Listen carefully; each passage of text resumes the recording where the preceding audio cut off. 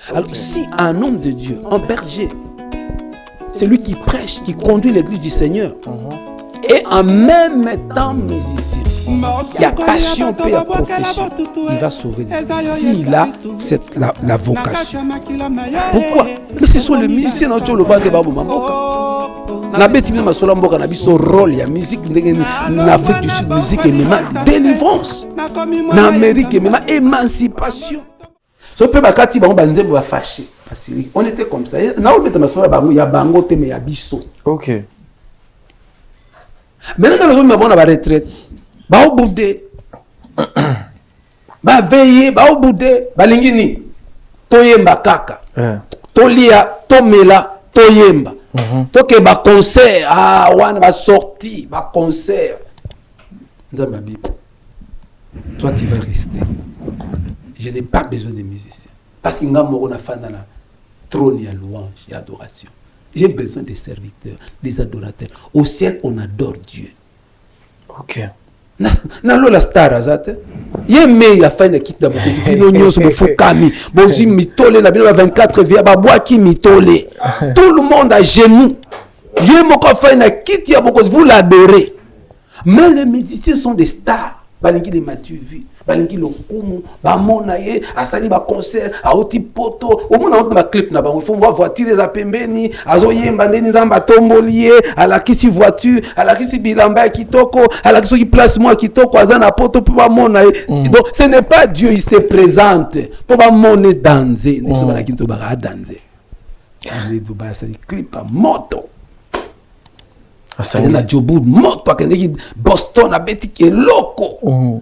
Bajuye penza boyo bajuye penza sapato. Tina mutu. Tina dikosi. Wana wina lobaka lali kosi. Mutu somona azo exposer misaki na babag. Surtout ba sœur na biso tala ozo mona ye. Nzoto penza na clip bonzoto. Vraiment. Ala kisi ba bijou place ba bijou etanda mi biloko ezo ngala. Mutuka fungoli portière zo bandeni nzamba tomboli ebo mutuka kongole nzambe na nzambe changement mentali boko zela mutu ya kobonga so zo mutu kobongi ebele bakanisa rande bongo ebele ba ya nazwaka mbongo kende Dubai yo mona mituka batandi na wenza mituka toza na $1000 kozwa na yo ango tandami ata $500 kende na poto kuta mituka etandami bazwa ngo bake ko relamba manzanza ezo pola boye. J'étais au Canada. On a mis $500 aux moutouks. Si vous avez un moutouka na maïa. Et ya, on a des problèmes. Vous avez un moutouka au bongate. Vous avez un moutouka au nzambatomboli. Vous avez un moutouka au tombomina. Il y a un moment où il y a pas si pour Congolais. Pourquoi amate ça passe? Pour il faut tout changer la mentalité à bateau. Oh, un grand, un carré. On m'a dit pour un grand prêtre. Ah, Jeep. Et la bénédiction. Et ça signe la richesse. Mais non. Bon, bref. Nzamba boelanga. Habi faut comme un serviteur. Nzamba zong singa na kobe, na coffre, bi fanda, tu dois apprendre. Ndebo gale 25 années. Où ils ont paraître impossible à tout mususu, le kutana ba tout mususu, mais vous êtes témoin de 25 années. D'apprendre, non pas pour être musicien, j'ai tout laissé pour être serviteur, pour apprendre, pour écouter. Loin de mes diplômes, loin de mes connaissances, loin de mes talents, loin de mes dons, loin de ma famille, loin de mes amis, loin de tout pour apprendre à reconnaître qui est Dieu, pour l'adorer. Adorer veut dire aimer. Dieu est son prochain. La cité. Tu n'as pas anticiper question nangai. Si quoi yozo mona malembe. Anticiper question nangai. Malembe frère au moni malamoko. Na bossa na tiki musique. Musique katina. Na ibisa nzambe atabana nanga bayembela nzambe. Pardon, obo elingai kokota studio. Obo banzembo zo polela tika tabana nanga. Attends, 25 ekoki et école na bimi la première des choses Dieu m'a dit kota studio. Ba glorieuse baye, ba Eli baye, at boke studio. Azawa, ba boya to kota studio to apprêter. Oh papa, toi prêté. Prêté par rapport à voix. Prêté na nyonso, on n'est pas prêté au côté studio. Son, anéné, tout ça, travail. Ah, frère, est-ce que vous avez qu'au bang à table? est-ce que bande ko banga na nuté ngonga nzambe beti bon babio papa tant non il faut tout travailler na na travailler na coulisse na kuku ba les on a travaillé frère Eli répondre de besoin les alaki ko banga to ezalaki nini même pas ko banga au fait musique il faut quand même non papa il faut quand même to apprendre to travailler dans ma casse to fandi ça moi bande moi donc yo c'est que ça qui n'a kondima na papa te po to même na bible nzamba ebisa ki Gédéon va avec la force que tu as si ko papa ebisho elito kende yo papa to za expliquer akutani alors to habito kende to kende kota studio faut apprendre voilà merci beaucoup et ceux qui vont été mais beaucoup takika voilà tokuti papa de donner kuna taza sima vitre kuna to mona tokuti papa de donner na studio 5 papa de ba ki sabiso déplacement comme se bandaki do mona biso ka ba oyo susu na ye awa teni bato ebele bakota kaka bongo balekisa ntango babebisa mbongo bakomplikana kuna na bana bakende baomo mobulusa ta pa telemi na telemi za mabiva nake studio ndi bariste mesalema anawina ebima suite à l'isolo yo mto robeta voilà anawina ebima suite à l'isolo ngande mna robeta ngo mona mamandambe des téléspectateurs peuple de Dieu papa tozo to commis déjà pratiquement presque à la fin de notre émission tu es l'isolo anawina te yango nde pe souci nanga parce que to robeta même l'isolo beti à 25 ans to luka pena to sele ngo programme toute une émission rien que pour ça to lobelango ebele to toucher ka likolo quand Dieu te dit va. Amen. Un grand combattant se forme en cachette, dans les coulisses. Mais tant que on va, quand on est sous la question, quand on est sous mobilité, parce que tu as été formé dans les coulisses, dans le coucou, tu étais avec Dieu. Les jours où Dieu accomplira, Abina Eli va trouver Akab. Abina Gédéon va avec la force que tu as. Donc la préparation, elle est là au Senganga, dans la en coulisses. Et tant on a bien un coquille va, je suis parti. Au moins c'est quoi un studio et bandoya. Na bunda na luka et yate. Parce que Dieu n'avait pas besoin de chanteurs, de musiciens. Dieu avait besoin d'un adorateur. Il m'a appris à l'adorer. Et on a appelé ça concert na ba musicien mingo. Lelo kaka ya kota studio, ya kota tala lelo banzembe komi ebele banzembe mo ezangata mana, ezangata sens. Banzembe kaka ya koyemba pour aller kana TV, sali moi clip pour alaksa bilamba, pour alaksa mutu kozamba tambolier, tambusier pour non, il faut t'offendre à toi yekola mwanzambe. Dieu n'a pas besoin de chanteurs, de chantes. Ndamba fanda na trône, il y a louange, adoration, action de grâce. Dieu a besoin des adorateurs. Azana bateau bako tokoya na musique te lokwa ba musicien. Tokoya na musique comme Elia comme arme stratégique pour gagner les âmes. Ya te pour to ba mona biso, pour to yekoli, pour to côté studio to na ba moyen. Non, kokota studio comme les biso pete pour atteindre nzambe. Tant vous êtes en nzambe te zaka difficile. Même chose dans des causes au coca studio. Tu peux attendre Nzambe te. Quand on commence à Nzambe, Nzambe kufungula yo banzela. Merci papa. En tout cas, question na ina buso répondre car na moi quelques lignes parce que comme déjà na souka bon non ça la récapitulation juste par rapport à mon parcours il y a moins de temps. Il y a cela 3 ans si ma mémoire est bonne au Betara un grand concert. Pour moi c'est un grand concert. Et c'est là 3 ans ou 4 si ma mémoire est bonne. Pour moi, c'est un grand concert. Ou même au foot, ta billetté. Entrée à la guinée gratuite. Et puis, na salle à mon to yebi pour ne pas citer les noms. Alors, concert, ba studio wana, au foot même ba groupe d'accompagnement, ba accompagnant ko wana, guitariste au foot et ntazo beto batteur au foot. Donc, bateau nos baza Simon wana nyonso au foot bango. Maintenant, au côté studio au foot arrangeur de son. Ma question est celle-ci. Ce que tu as ça va dépendre ou en nyonso. Yo moko en soi, vous gagnez quoi? Ah oui. Merci pour la question Oyotuni. Et ça conseille directement na opesa na musicien congolais. Ba musicien congolais balingi au paraître.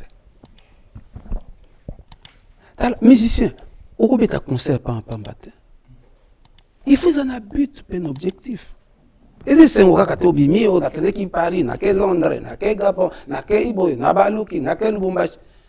Tu vas t'épuiser pour rien. Et on va Congolais, pauvres. Les musiciens chrétiens sont pauvres. Pourquoi? Parce qu'ils ne sont pas des hommes d'affaires. Omoni, Moussala Nzambe, trop comme la dimension ya kosala yango quand Dieu nous donne des moyens. Et ces moyens, ils ont un but moko ya ko glorifier Nzambe. Qu'est-ce que je gagne? Mais je prêche l'évangile. Les âmes du Seigneur sont sauvées. Oui, bah tout boni na Moussala na biso. O babiki. O bazu consolation. O bakuta ina Nzambe. Par la chanson. Oui, bah tout banda album wana bonne sona win. Banda ba réalisation ba concert au salé. Combien ont été guéris? Combien ont rencontré le Seigneur? Combien ont bolingo ya kosala Nzambe kotika na bango? Mais c'est ce que nous gagnons. Tu es pas pour tout gagner bongo. Tu es un business. En Jésus, il n'y a pas de business. Biso n'est pas businessman. Biso ba sali Nzambe. Biso ba Nzambe tindi. Pourquoi? Pourquoi Dieu nous donne le moyen? Mais c'est pour sauver l'humanité. Jésus, lui, des conditions riches, et s'est fait pauvre pour nous soutirer. Nakatia marasme, ya pauvreté, ya misère, ya otozalaki. Et c'est ce qu'il fait de nous. Lorsque le temps de Dieu sera accompli, Dieu fera de toi un businessman. Non, ça concerne les musiciens chrétiens. Il faut tout sambela, tout bunda, tout comme un businessman.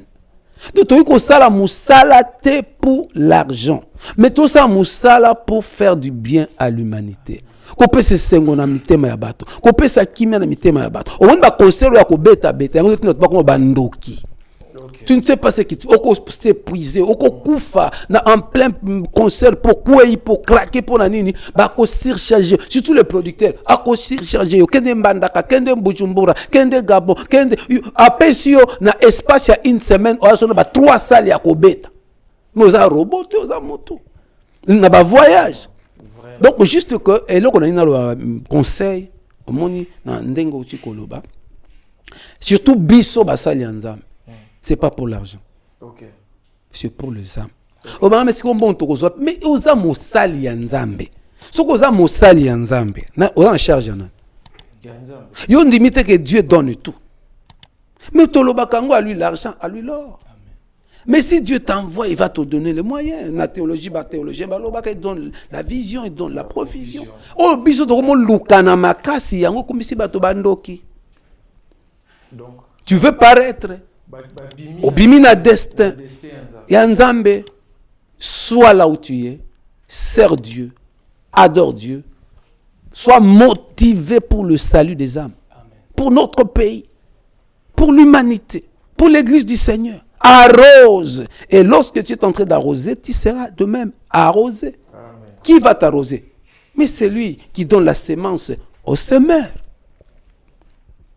Ce n'est pas pour l'argent qu'un homme de Dieu peut servir Dieu. Même pas pasteur. Tu n'es pas pasteur pour l'argent. Tu n'es pas évangéliste ou apôtre pour t'enrichir. Tu n'es pas chantre de l'Éternel pour l'argent, pour t'enrichir. Tu es là uniquement pour Dieu et pour sauver les âmes comme un adorateur. Amen. Et si tu es mais non, studio. C'est ça la question. C'est le temps de Dieu. Amen. C'est l'œuvre de Dieu. Nous faisons tout pour Dieu. Nana concert pour businessman. C'est-à-dire je fais quoi? J'œuvre pour donner. Il y a un riche na Congo bazate. Nabamboka mikili wana omona pena ki mundela telemi a louer salle akamati mbongo atie Angers pona likambo tel. Voilà les hommes riches. Mais na Congo ba riche bazate. Na Congo les gens font tout pour eux. Voilà l'esprit du léopard. Bazo sala nyonso pona bango.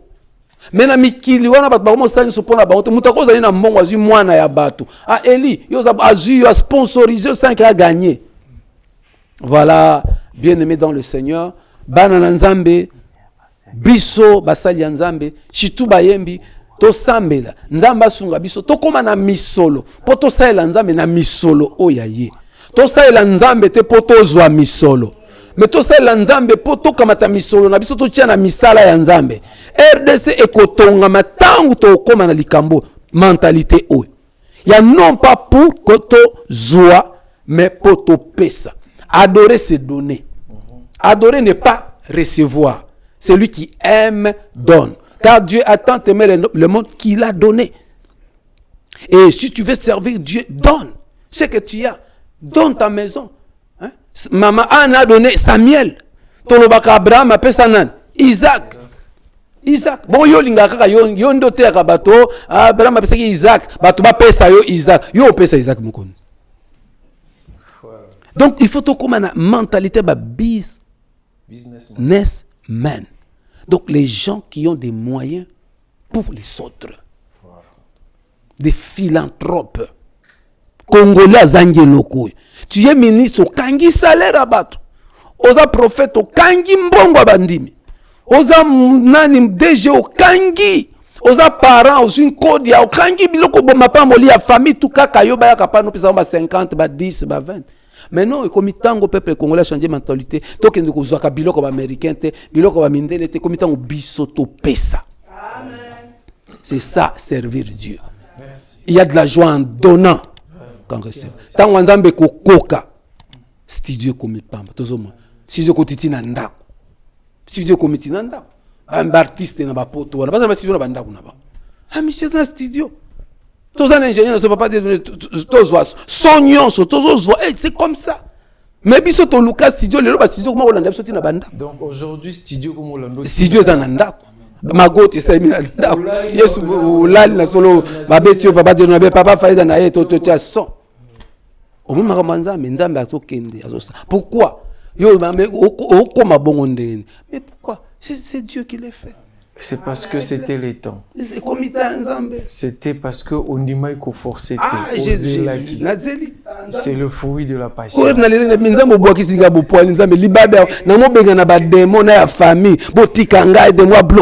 Musique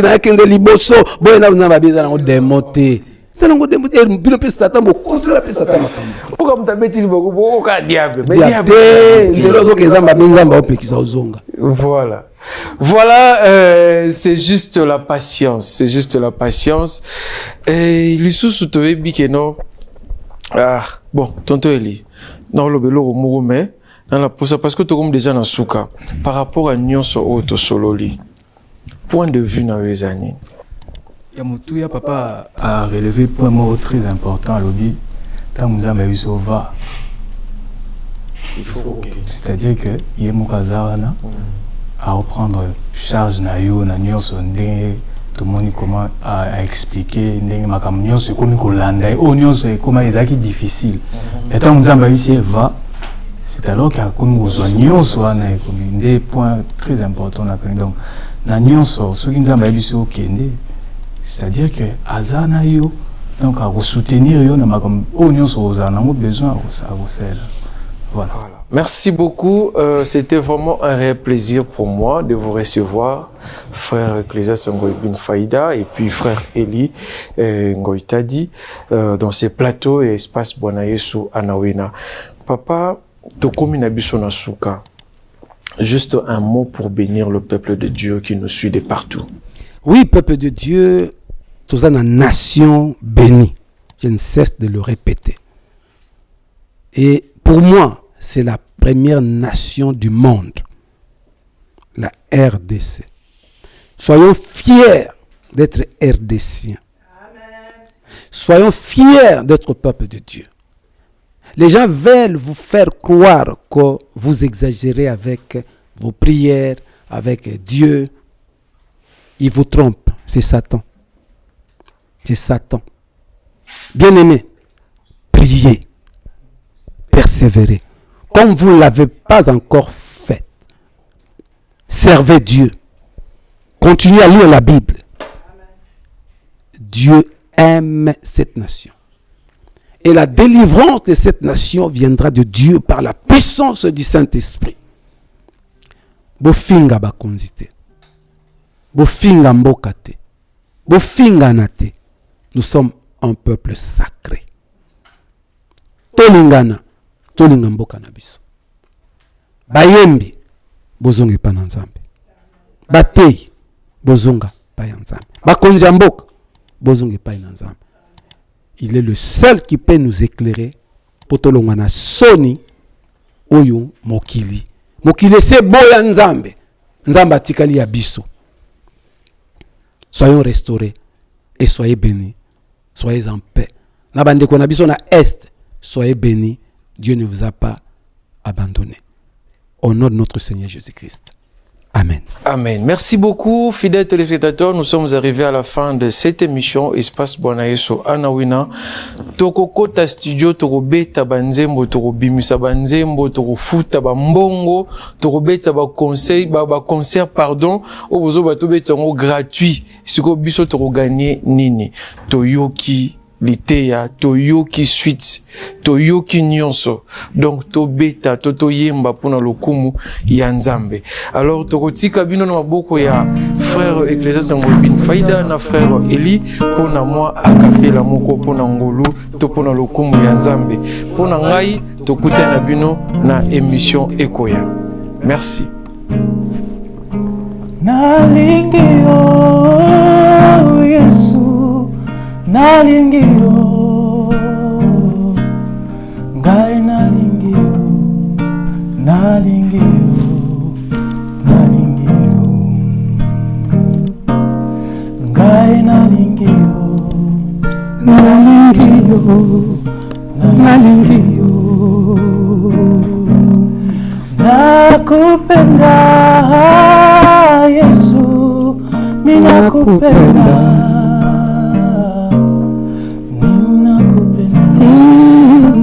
Nakupenda, nakupenda,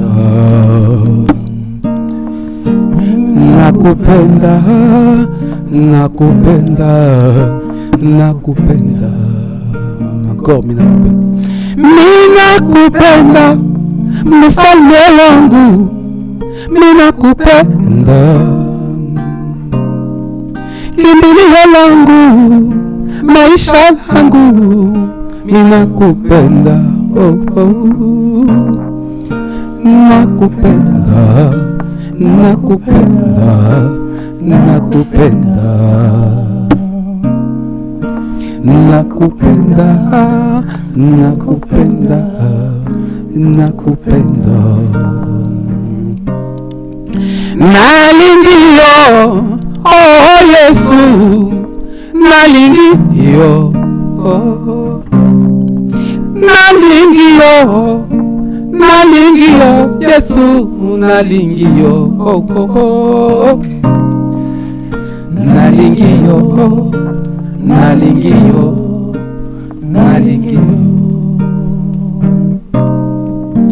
nalingi yo, nalingi yo, I find nalingi yo.